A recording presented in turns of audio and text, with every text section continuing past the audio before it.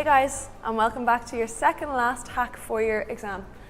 This is video number 8, and what we're going to be talking about today are your reading comprehensions. Now, you may think that these are something you can't really study for, or that are the kind of easiest bit of the exam, and for a lot of people they very well may be the easiest thing. But there are a lot of hacks that you can do to kind of up your marks and make sure that you're avoiding those silly mistakes that I keep talking about. So, first things first. Part 2 of your Spanish Junior Cert paper is divided into 4 sections, A, B, C and D.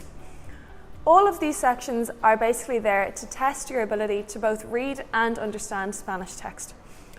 A lot of these texts, if not all of them, are going to be what we would call original texts, so they're designed for native Spanish speakers. So they'll be taken from pamphlets or brochures or magazines or ads or anything like that.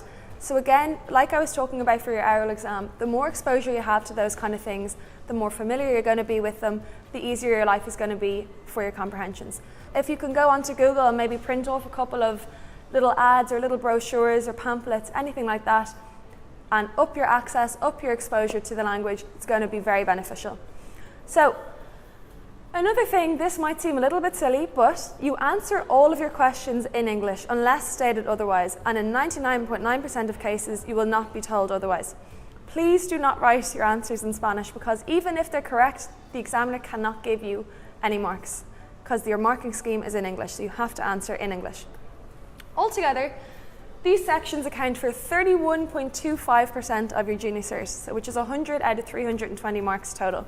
My advice would be, if you're someone who tends to lose marks in the written section, this is your time to collect more marks. Section A is 10 marks. It's 5 by 2 marks, or else 3 by 2 marks, and then 4 by 1 mark. I would tell you the maximum amount of time you want to be spending on this is 5 minutes. 10 marks, 5 minutes. Please do not panic and say, oh my God, I don't know any of these words, and sit there for 25 minutes trying to get the section done. Prioritize your time, 5 minutes. If you don't know it, don't panic. If you don't know it and you don't want to leave a blank, which you shouldn't, you want to start making educated guesses. Make sure you read each piece of vocab in full. Does it look anything like an English word? Does it look anything like a word you might know in French or German or Italian, maybe even Irish?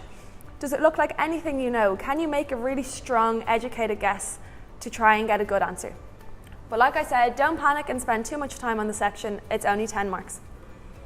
Now, section B, C and D. So this is again where you want to start prioritizing your time. You want to allow more time for each of these sections. Now, another mistake that people tend to make, for question 1 in section B, you'll be given pieces of vocab in Spanish, okay? It could be a phrase or a little sign, anything like that. And there'll be a question beside it.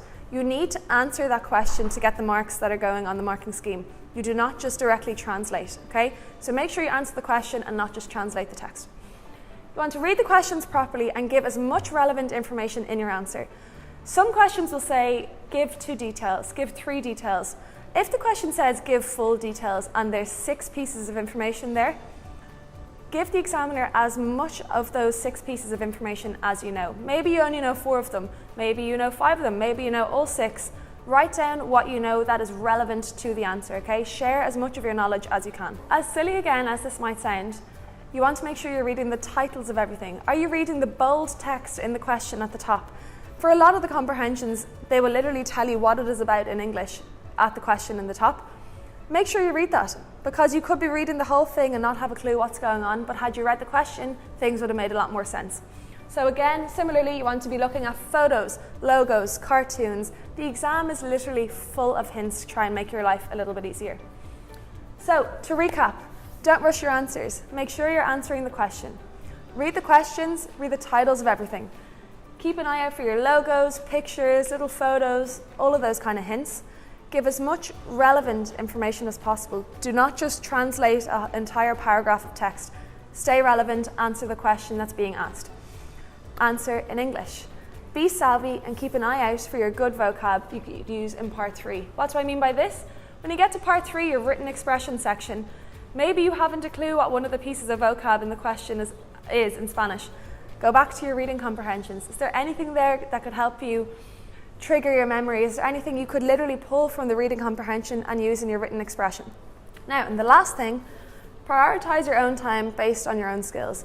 If you know that 9 times out of 10 you don't really do well in your written expression section, allow yourself a few extra minutes to go through the reading comprehensions and try and get all of those marks. Remember, your listening is 43.75 and your reading is 31.25. So even if you find the written pretty hard, you still have a very good chance of doing really well once you prioritize your time, stay relevant, and answer the question that's being asked. Anyway guys, hope that helped, and best of luck with the reading comprehension. See you for the last video very soon. Bye.